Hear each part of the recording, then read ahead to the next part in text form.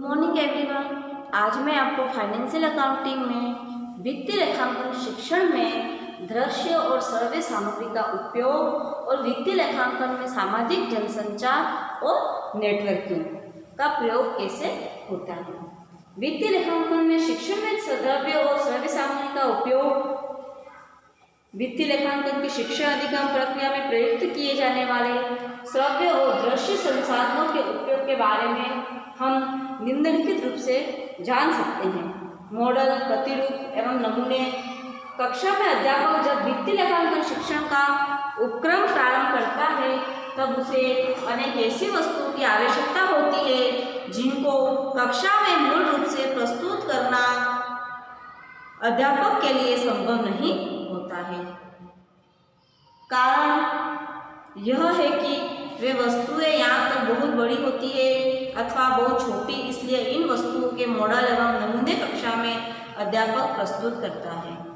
उदाहरण के लिए प्रस्तुत व्यवहार के लिए उदाहरण स्वरूप भारतवर्ष में स्थित लौह उद्योग को पढ़ाते समय दुर्गापुर, भिलाई, राउरकेला के लौह कारखानों को कक्षा में प्रस्तुत न करके अध्यापक उनके मॉडल या नमूने कक्षा में छात्रों के समूह प्रस्तुत कर अपने शिक्षण को सफल बना सकता है। एक और विभिन्न प्रकार के चेक, बिल और हुंडी आदि का नमूना प्रस्तुत करके वास्तविक ज्ञान छात्रों को प्रदान किया जा सकता है। इस प्रकार शिक्षक छात्रों को स्वयं मॉडल तैयार करने के लिए प्रोत्साहित कर सकता है। चित्र, रेखाचित्र एवं चार्ट। अध्यापक जब वित्तीय लेखांकन विषय की कक्षा में शिक्षण के लिए उपस्थित होता है तथा छोटी कक्षाओं में चित्रों के द्वारा शिक्षण करने के लिए अत्यंत आवश्यकता अनुभव करता है, अर्थात बात यह है कि चित्रों के प्रस्तुत करने से छात्र कक्षा में शिक्षण के प्रति आकर्षित होता है। इसका कारण यह है कि प्रस्तुत चित्र विषय के संबंध में यथार्थता प्रदान करते हैं। कक्षा शिक्षण में वित्तीय लेखांकन विषय से संबंधित चित्रों में चित्र विषय वस्तु को रोचक बनाते हैं। चित्रों द्वारा अर्जित ज्ञान अधिक अस्थायी होता है और चित्र छात्रों की कल्पना शक्ति का विकास करते हैं और चित्र कक्षा की वास्तविकता के अत्यंत निकट होते हैं। सर्वथा प्रमाण यह है कि यथार्थपरक वस्तु नमूना तथा चित्र सामग्री के रूप में प्रयुक्त की जाती है, परंतु अध्यापक उन पर सदैव निर्भर नहीं होता है। अतः इन सामग्रियों के अभाव के कारण अध्यापक को उनके रेखा चित्र तथा खाका श्यामपट पर चौक द्वारा बनावट छात्रों के सम्मुख प्रस्तुत करना चाहिए। शिक्षण को अति प्रभावशाली बनाने के लिए चार्ट भी यदि कक्षा में अध्यापक द्वारा प्रस्तुत किए जाते हैं तो वे भी शिक्षण प्रक्रिया में महत्वपूर्ण भूमिका निभाते हैं। व्यवसायों के लिए लेखांकन के चार्ट भी अवसर के अनुकूल उपयोग में लिए जा सकते हैं और वित्तीय लेखांकन के शिक्षण में विभिन्न प्रकार के वृक्ष की आकृति वाले चार्ट, समय चार्ट, समस्या चार्ट, प्रवाह चार्ट, धन चार्ट, व्रत चार्ट एवं पोस्टर चार्ट। वित्तीय लेखांकन संबंधी उपकरण में व्यवहारिक कार्यों के लिए वित्तीय लेखांकन शिक्षण में गणना मशीन को उपयोग किया जाता है। वित्तीय लेखांकन कक्ष में रखे जाने वाले उपकरणों के द्वारा बालक की मानसिक तथा क्रियात्मक कुशलता का विकास संभव होता है। ग्राफ का प्रयोग अनेक विषयों के लिए अति विशिष्ट एवं उपयोगी होता है और इसके प्रयोग से वित्तीय लेखांकन इतिहास, गणित एवं अर्थशास्त्र के आंकड़े प्रस्तुत किए जा सकते हैं। अनेक प्रश्न वित्तीय लेखांकन शिक्षण के समय ग्राफ द्वारा छात्रों को उनके उत्तर के रूप प्रस्तुत किया जाता है। छात्र कक्षा में छात्रों का ग्राफ, शेयर एवं बाजार के उतार चढ़ाव तथा बाजार भाव ग्राफ द्वारा प्रस्तुत किए जा सकते हैं और अर्थशास्त्र विषय में जनसंख्या संबंधी ग्राफ प्रस्तुत किया जाता है। फैनल बोर्ड। वित्तीय लेखांकन अधिगम में शिक्षण के समय फैनल बोर्ड का अलग महत्व होता है। इस बोर्ड के बनाने में 36x48 नाप के हार्ड बोर्ड या प्लाईवुड के बोर्ड या फ्रेम पर फैनल का कपड़ा लगा दिया जाता है। फैनल कार्ड के द्वारा कागज या प्लास्टिक काट कर बनाए गए विभिन्न प्रकार के स्वरूप को स्पष्ट किया जा सकता है। इन कागजों पर आवश्यकता के अनुसार कटिंग उपकरणों के चित्रों, रेखा चित्रों, ग्राफों और रंगीन डायग्रामों को बनाया जाता है। इनके पीछे रेग माल की पट्टियां चिपका दी जाती है और यह फ्रेमिंग के कपड़ों को पकड़ लेती है। फिर है बुलेटिन बोर्ड।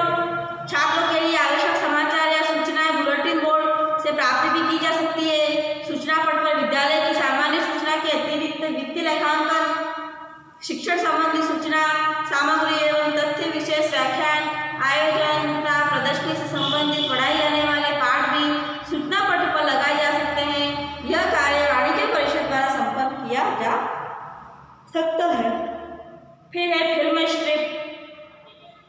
वित्तीय लेखांकन शिक्षण के लिए फिल्म स्ट्रिप सबसे प्रभावशाली एवं उपयोगी सामग्री होती है। इसकी लंबाई 1 मीटर से 1.50 मीटर तक की हो सकती है। किसी भी संप्रति प्रक्रिया तथा तथ्यों के स्पष्टीकरण हेतु 35 मिमी की फिल्म के 30 से 40 फ्रेम पर हम विषय वस्तु से संबंधित सामग्री प्रस्तुत करते हैं।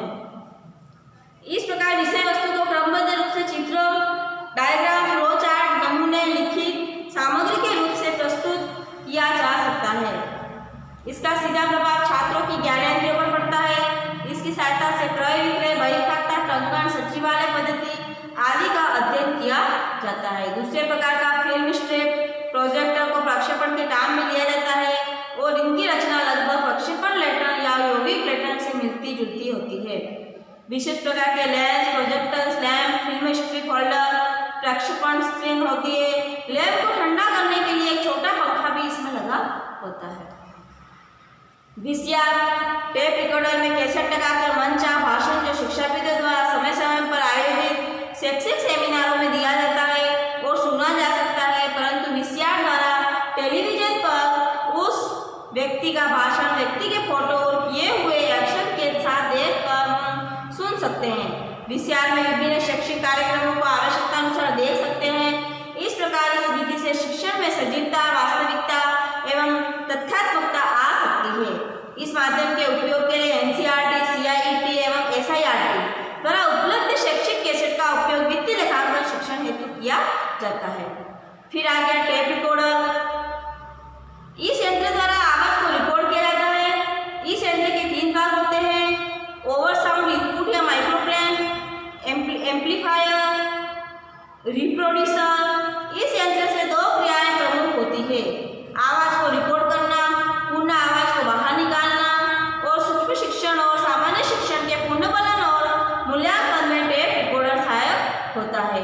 इससे फिल्म स्लाइडों के साथ कमेंट्री करने में सहायता मिलती है और विद्यालय स्तर पर वित्तीय लेखांकन के प्रकरणों पर टेप रिकॉर्डर की सहायता से वार्ता तथा विद्यालयों के भाषण टेप किए जा सकते हैं। फिर है रेडियो। केंद्रीय एवं राज्य सरकारों ने रेडियो से विभिन्न विशेषज्ञों के भाषण, उनकी शैक्षिक वार्ता एवं आदर्श पाठ प्रसारित करने की व्यवस्था की है। रेडियो से वार्ता, वाद विवाद, बही खाता विषय संबंधी विभिन्न प्रकरणों तथा संप्रत्यों, तथ्यों, सिद्धांतों, समाचार एवं शैक्षिक कार्यक्रमों को सुनकर ज्ञान में वृद्धि की जा सकती है। वित्तीय लेखांकन के विभिन्न बिंदुओं, मानवीय आवश्यकताओं, महाजनी, बही खाता, उपभोक्ता, साख, ग्रामीण समस्या आदि विषयों के लेकर रेडियो कार्यक्रम अत्यंत उपयोगी है। NCERT एवं CIET के आदि इन कार्यक्रमों में सहयोग दे रही है। फिर है वाणिज्यिक फिल्म या चलचित्र। वित्तीय लेखांकन के शिक्षण में वाणिज्यिक फिल्म अत्यंत सहायक होती है। अनौपचारिक रूप से वाणिज्यिक चलचित्र और वीडियो टेप के माध्यम से भी वाणिज्य संबंधी फिल्म दिखाकर वित्तीय लेखांकन का शुद्ध ज्ञान छात्र को दिया जा सकता है। फिर फिल्में वाणिज्यों के जीवन चरित्र एवं वित्तीय लेखांकन विषय के इतिहास पर आधारित होनी चाहिए। भारत में व्यापार की स्थिति स्पष्ट करने के लिए उद्योगों की समस्याएं, बैंकिंग की समस्याएं एवं व्यवसाय तथा व्यावसायिक संगठनों की स्थिति से संबंधित फिल्मों का प्रदर्शन कक्षा में छात्रों के ज्ञान में वृद्धि हेतु किया जाना चाहिए। फिर है दूरदर्शन। यह रेडियो का सुधरा हुआ रूप है। टेलीविजन रेडियो एवं फिल्मों के गुणों का सम्मिश्रण होता है। सुशिक्षित अध्यापक एवं सुसज्जित वाणिज्य कक्ष के अभाव को दूर करने के लिए उसकी अत्यंत उपाय देता है और वर्तमान समय में इनसेट 1D, इनसेट 2D एवं इनसेट 2B एवं इनसेट 2C, इनसेट 2D ये सभी आदि के माध्यम से प्राथमिक, उच्च प्राथमिक, माध्यमिक, उच्च माध्यमिक में शिक्षण के लिए शैक्षिक कार्यक्रम दूरदर्शन पर प्रसारित किए जा रहे हैं। फिर है इनसेट 4B के माध्यम से दूरदर्शन डायरेक्टर प्लस सेवा कार्यक्रम जून 2007 से प्रारंभ किया गया है। आजकल विश्वविद्यालय अनुसंधान आयोग के द्वारा दूरस्थ शिक्षण के कार्यक्रम टेलीविजन पर प्रसारित किए जाते हैं। कंप्यूटर वित्तीय लेखांकन शिक्षण की आधुनिक तकनीक में कंप्यूटर का प्रयोग भी किया जाता है। कंप्यूटर का प्रयोग वित्तीय लेखांकन में अत्यंत उपयोगी है। शिक्षण मशीन द्वारा छात्र स्वतः ही शिक्षण एवं स्वाध्याय के कार्य को विकसित करने के लिए कंप्यूटर में उसे भर देते हैं और उसी के आधार पर प्रश्न पूछे जाते हैं तथा उनके उत्तर छात्रों से प्राप्त किए जाते हैं। त्रुटिपूर्ण उत्तर को शिक्षक स्वयं अभिव्यक्त करता है तथा उपचारात्मक शिक्षण में भी इस साधन का अनुप्रयोग किया जा सकता है। और वित्तीय लेखांकन के शिक्षण में कंप्यूटर के उपयोग के महत्व को हम इन्हीं चीजों के अनुसार समझा सकते हैं। सभी छात्रों को एक साथ अनुदेशन कंप्यूटर के माध्यम से लाखों छात्रों को एक ही समय में व्यक्तिगत स्व अनुदेशन प्राप्त कराने की योजना क्रियान्वित की जा सकती है। जो कुछ भी छात्रों को अपनी रुचि के अनुसार विषय विशेष प्रकरण में जानकारी चाहिए उसे कंप्यूटर सहायक अनुदेशन के माध्यम से आसपास से प्राप्त कर सकते हैं। फिर छात्रों की निष्पत्ति की स्वतः ही रिकॉर्डिंग की जाती है। अनुदेशनात्मक सामग्री की अनुक्रियाओं की स्वतः ही कंप्यूटर पर रिकॉर्डिंग होती रहती है और छात्रों को स्व अनुदेशन की प्राप्ति संभव होती है। विधियों एवं तकनीकियों के प्रयोग में विविधता अनुदेशन के अनुसार यह निर्धारित होती है कि किसी विषय एवं अनुदेशन हेतु विभिन्न प्रकार की तकनीकी विधियां अपनाई जानी चाहिए। इस प्रकार से छात्र अपनी व्यक्तिगता तथा अनुदेशन सामग्री के अनुसार अपने अपने हिसाब से किसी एक विधि या तकनीक का चयन करके अधिगम पद पर आगे बढ़ता रहे। फिर समस्या समाधान प्रकार का अनुदेशन। समस्या के समाधान हेतु प्रस्तुत समस्याओं के समाधान के लिए सॉफ्टवेयर कार्यक्रमों का आयोजन किया जाता है। इस प्रकार छात्रों को समस्याओं से निपटने के लिए आवश्यक चिंतन मनन विश्लेषण संश्लेषण व्यवस्थापन और सामान्यीकरण आदि प्रक्रियाओं से गुजरना पड़ता है। यह नियम जीन पियाजे के बौद्धिक विकास सिद्धांतों से अनुप्रेरित अधिगम सिद्धांतों पर आधारित है। सूचनात्मक कंप्यूटर सहायक अनुदेशन। इस प्रकार के अनुदेशन का एकमात्र उद्देश्य संप्रत्य निर्माण और कौशल अर्जन हेतु आवश्यक सूचनाएं एकत्रित की जाती है। इस प्रकार पूछताछ प्रक्रिया एवं खोजपूर्ण दृष्टिकोण का अनुसरण होने के कारण इस प्रकार का अनुदेशन छात्र को अधिगम अर्जन में पर्याप्त आत्मनिर्भर बनाकर स्व अधिगम के नए नए मार्ग ढूंढने के यथेष्ट सहायता कर सकता है। कंप्यूटर सहायक अनुदेशन न केवल शिक्षा अधिगम प्रक्रिया से संबंधित मामलों के उचित प्रबंधन में पूरी तरह से सहयोगी सिद्ध होता है बल्कि शिक्षा जगत तथा उचित प्रबंधन में पूरी तरह सहयोगी सिद्ध है अतः शिक्षा जगत एवं व्यवसायिक जगत के सभी क्षेत्र एवं आवासों के प्रबंध में इसकी उल्लेखनीय भूमिका बनी रहती है। वित्तीय लेखांकन में सामाजिक जनसंचार और नेटवर्किंग। वर्तमान समय में प्रत्येक कार्य को संपन्न करने के लिए कंप्यूटर एवं इंटरनेट सर्फिंग का सहारा लिया जाता है। जब हम किसी विषय के बारे में विभिन्न सर्च इंजन वेबसाइटों का प्रयोग करते हैं तथा विश्व स्तर पर इंटरनेट के माध्यम से सूचनाएं प्राप्त करते हैं जो इंटरनेट सर्फिंग कहलाते हैं। जैसे कार, मोबाइल, कार, अन्य वस्तुएं खरीदने से पूर्व हम गूगल पर विभिन्न प्रकार की वेबसाइटों की सहायता से इन वस्तुओं के रंग, रूप, आकार एवं विभिन्न शिक्षा शास्त्रों के विचारों, कीमतों के बारे में हम ज्ञान प्राप्त कर लेते हैं। इस प्रकार की प्रक्रिया शिक्षा के क्षेत्र में भी की जाती है। विभिन्न शिक्षा शास्त्रियों के विचारों एवं उनसे संबंधित साहित्यों को जानने के लिए इंटरनेट का सहारा लिया जाता है। इंटरनेट सर्फिंग के द्वारा ही एक विषय पर विभिन्न विश्वस्तरीय विद्वानों के विचारों को जाना जा सकता है। इसी प्रकार शैक्षिक लक्ष्य को प्राप्त करने में भी इंटरनेट सर्फिंग का सहारा लिया जाता है। इंटरनेट सर्फिंग द्वारा शैक्षिक लक्ष्य को प्राप्त करने की प्रक्रिया को हम निम्नलिखित रूप से समझाया जा सकता है। विद्यालय संबंधी व्यवस्था संबंधी लक्ष्य। विद्यालय में शैक्षिक वातावरण की उपलब्धि उसी स्थिति में संभव हो सकती है जब विद्यालय का भवन एवं उसमें उपलब्ध संसाधन शैक्षिक मानदंडों के अनुरूप हो। विद्यालय व्यवस्था के अभाव में शैक्षिक लक्ष्य को प्राप्त नहीं किया जा सकता और इसलिए शैक्षिक लक्ष्य की प्राप्ति के लिए विद्यालय व्यवस्था की जाती है। विद्यालय व्यवस्था के विविध पक्षों का सर्वोत्तम स्वरूप इंटरनेट सर्फिंग के द्वारा संभव होता है।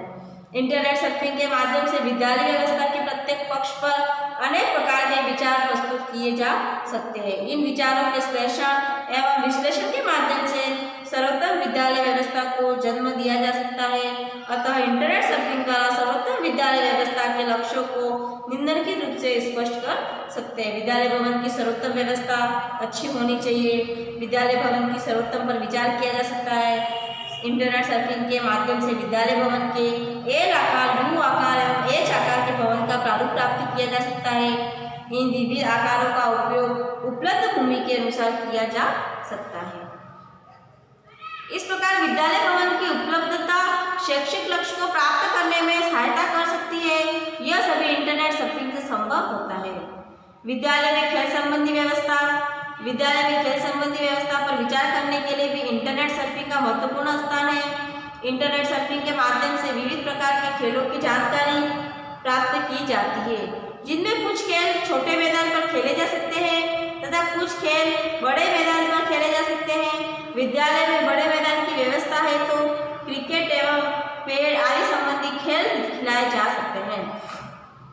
यदि मैदान छोटा है तो वॉलीबॉल, टेबल टेनिस, बैडमिंटन आदि खेल खिलाए जा सकते हैं।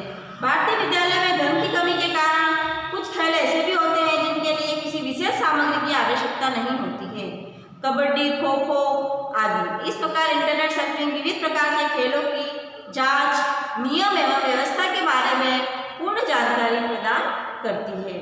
विद्यालय उद्यान संबंधी व्यवस्थाएं। विद्यालय उद्यान संबंधी व्यवस्था में भी इंटरनेट सर्फिंग के माध्यम से उचित रूप से संपन्न की जा सकती है। इंटरनेट के माध्यम से विद्यालय परिसर में लगाए जाने वाले पेड़ों के संबंध में जानकारी प्राप्त की जा सकती है, जो कि परिवेश के लिए लाभदायक होता है। छात्रों को विविध प्रकार के पेड़ों के बारे में जानकारी प्राप्त होती है तथा विद्यालय प्रशासन पर्यावरण के लिए लाभदायक पौधों को विद्यालय में लगाता है। विद्यालय नियमों का निर्धारण, विद्यालय में अनुशासन की व्यवस्था, विद्यालय में समुदाय की सहभागिता, विद्यालय स्वच्छता। विद्यालय में स्वच्छता संबंधी विविध विधियों एवं कार्यों को इंटरनेट सर्फिंग से खोजा जाता है। उनका उपयोग व्यापक स्तर पर विद्यालय को स्वच्छ करने के लिए किया जाता है। पानी की टंकी की सफाई, शौचालय की सफाई, विद्यालय प्रांगण की सफाई, इन सभी चीज़ों की सफाई हमको रखनी बहुत जरूरी है। फिर दूरस्थ शिक्षा की व्यवस्था। वर्तमान समय में कुछ विद्यार्थी विद्यालय द्वारा निर्धारित समय में अध्ययन करने में नहीं आ पाते तथा घर बैठकर ही अध्ययन करना चाहते हैं, तो इंटरनेट सर्फिंग के माध्यम से विविध पाठ्यक्रम संबंधी कार्यक्रमों को खोज सकते हैं तथा अपने अध्ययन को बनाए रख सकते हैं। दूरस्थ शिक्षा व्यवस्था से इंटरनेट सर्फिंग की महत्वपूर्ण भूमिका होती है और इसके द्वारा विविध अध्ययन सामग्री, विद्यालयों के विचार घर बैठकर प्राप्त किए जा सकते हैं।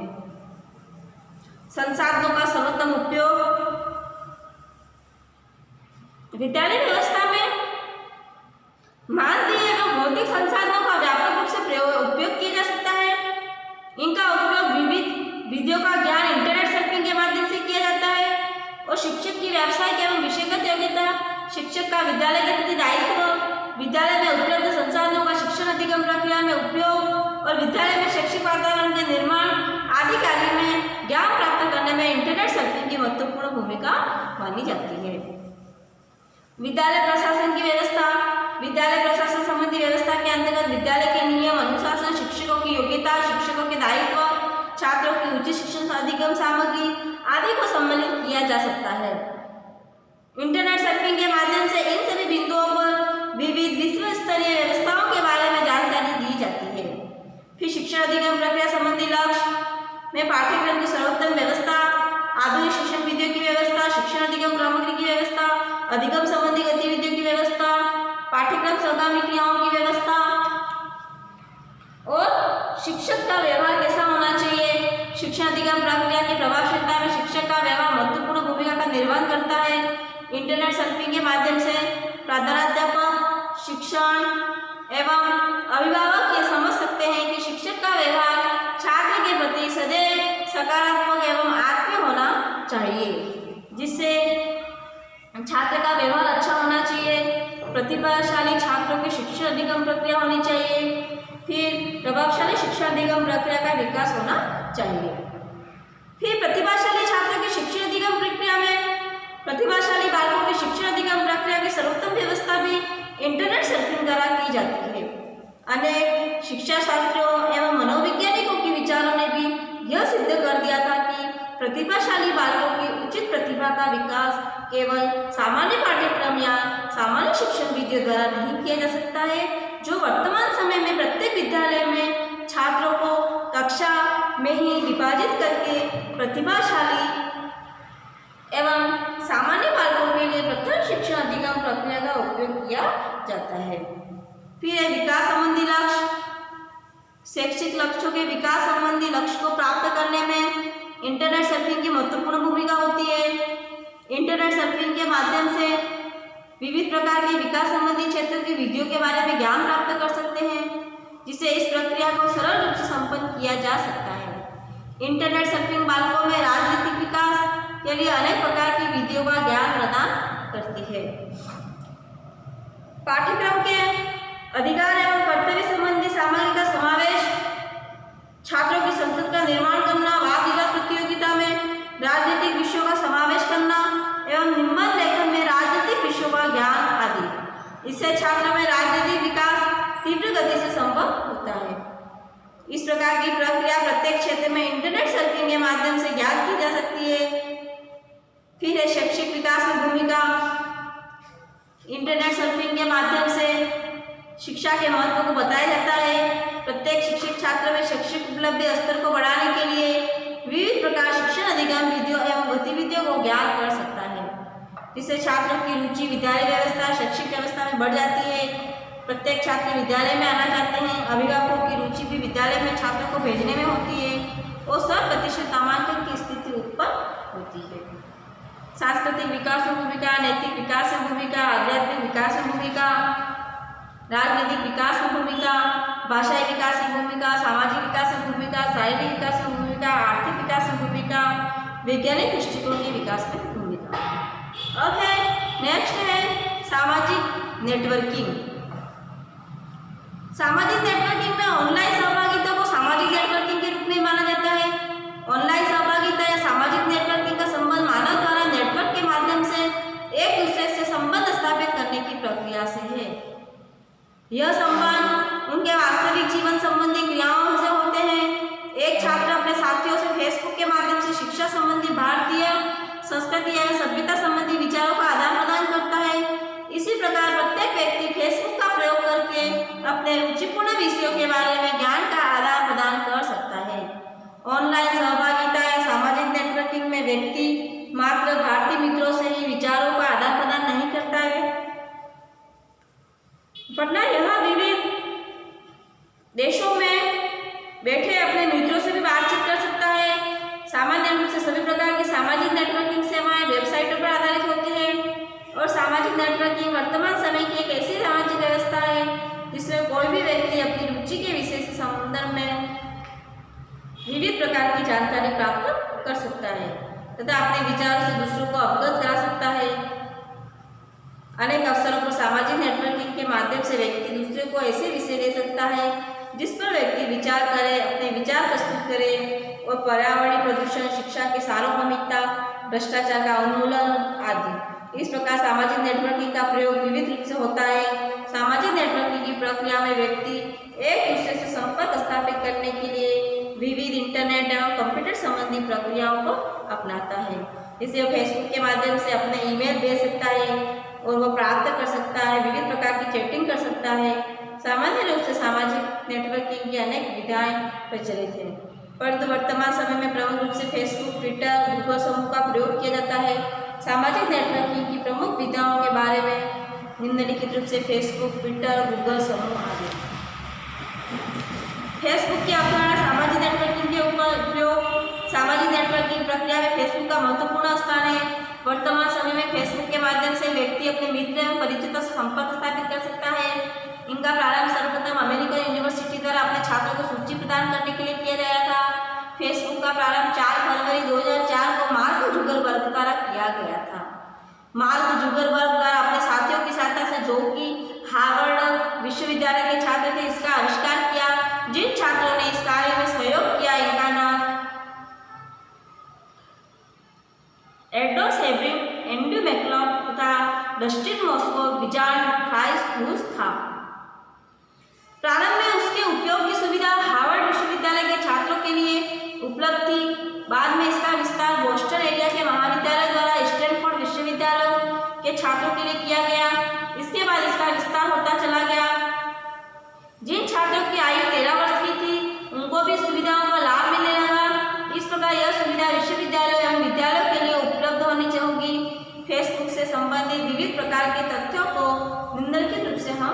जान सकते हैं। फेसबुक के महत्वपूर्ण तथ्य, फेसबुक पर अकाउंट खोलने की प्रक्रिया, फेसबुक की सुविधाएं, फिर है ट्विटर की अवधारणा एवं उसका उपयोग, गूगल समूह की अवधारणा एवं उपयोग, AMSN की अवधारणा एवं उपयोग, सामाजिक नेटवर्किंग की विशेषताओं में एक वैज्ञानिक प्रक्रिया, एक आधुनिक प्रक्रिया, कंप्यूटर आधारित प्रक्रिया, वेबसाइट आधारित प्रक्रिया, रुचिपूर्ण प्रक्रिया, तकनीकी आधारित प्रक्रिया, वैश्विक हित संबंधी प्रक्रिया,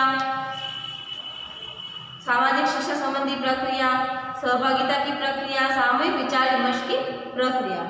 फिर है सामाजिक नेटवर्किंग के उपयोग में, सामाजिक नेटवर्किंग के शैक्षिक उपयोग, छात्रों को तकनीकी ज्ञान का पता होना चाहिए, छात्रों को पड़ोसियों के शैक्षिक स्तर का ज्ञान पता होना चाहिए, विविध प्रकरणों पर व्यापक ज्ञान, अनुसंधान कार्यों में उपयोग, सामाजिक व्यवस्था के अनुरूप शिक्षा, शैक्षिक नीतियों का निर्माण, विद्यालय व्यवस्था में उपयोग, अधिगम वातावरण का सृजन, शिक्षकों द्वारा सामाजिक नेटवर्किंग का उपयोग, प्रभावी शिक्षण अधिगम प्रक्रिया, स्वतंत्र विचारों का आदान प्रदान, शैक्षिक संबंधी में उपयोग, फिर अंतर्गत अधिगम प्रक्रिया, रुचिपूर्ण अधिगम प्रक्रिया।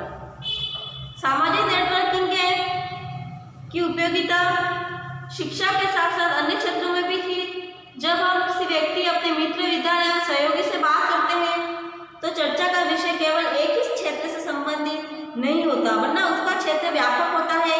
इसी क्रम में सामाजिक नेटवर्किंग की उपयोगिता व्यवसायिक क्षेत्र में, रोजगार के क्षेत्र एवं उद्योग आदि के क्षेत्र में भी देखी जाती है। सामाजिक नेटवर्किंग के विविध क्षेत्रों के उपयोगों को निम्नलिखित रूप से स्पष्ट कर सकते हैं। सामाजिक व्यवस्था का ज्ञान, संस्कृति एवं सभ्यता का ज्ञान, रुचिपूर्ण विषयों का ज्ञान, रोजगार के अवसर कैसे प्राप्त करने हैं हमको, उद्योग संबंधी ज्ञान, उद्योग स्थापना का ज्ञान, प्राकृतिक संसाधनों का ज्ञान, उद्योगपतियों में आत्मसमन्वय, व्यापार की प्रगति, पर्यावरणीय समस्याओं का समाधान, विविध संगठनों का निर्माण, विज्ञापन की सुविधा, मित्रता एवं घनिष्ठ संबंध में उपयोग, सामाजिक अंतःक्रियाएं, ये सभी इसके अंतर्गत आती हैं। सामाजिक नेटवर्किंग से हानियां क्या क्या होती है? सामाजिक नेटवर्किंग जहां एक और अन्य प्रकार की उपयोगिता को प्रदर्शित करती है, वहीं दूसरी ओर सामान्य दोष भी हैं। सामाजिक नेटवर्किंग के माध्यम से व्यक्ति अनेक अनुपयोगी वार्तालापों में व्यस्त हो जाता है, इसका दैनिक जीवन में कोई उपयोग नहीं होता है। जैसे धार्मिक संकीर्णता एवं सांप्रदायिक संबंधी चर्चाओं का सामाजिक जीवन में कोई उपयोग नहीं है। कुछ छात्र सामाजिक नेटवर्किंग के माध्यम से निर्धारित पाठ्यक्रम को छोड़कर ऐसे वार्तालाप से व्यस्त हो जाते हैं जिससे उनके जीवन निर्माण का क्रम अवरुद्ध हो जाता है। कुछ छात्रों द्वारा अपना संपूर्ण समय सामाजिक नेटवर्किंग साइटों के उपयोग में लगाया जाता है, जिससे वह अपना शारीरिक व्यायाम भी नहीं कर पाता है और उसका शारीरिक विकास अवरुद्ध हो जाता है।